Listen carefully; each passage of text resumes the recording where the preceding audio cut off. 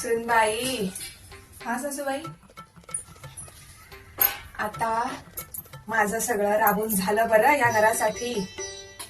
आता तू आलीयस ना, तू सगळं बघायचं. हा घ्या घे घराच्या चाव्या.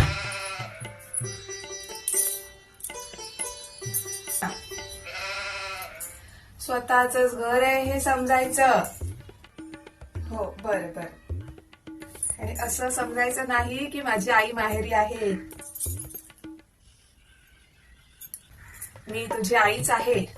मला तुझी आईच समजायचं. आजपासून आई, आणि मला आईच म्हणायचं. कळलं का? ते चाव्यांचं ठीक आहे, पण आई वगैरे मला काय मानायला नाही जमणार तुम्हाला.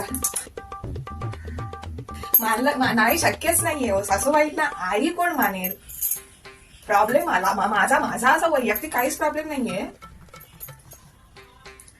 पण कसं आहे ना, जर तुम्हाला मी आई मानलं तर माझा नवरा माझा मानलेला भाऊ नाही का होणार? कसं शक्य? काय हे नाही जमणार. नवऱ्याला कोण मानलेला भाऊ म्हणू नको, मानलेला बहीण कोण मानेल? काय बाई आजकालच्या पोरी उगाच चावी दिली तिच्या हातात.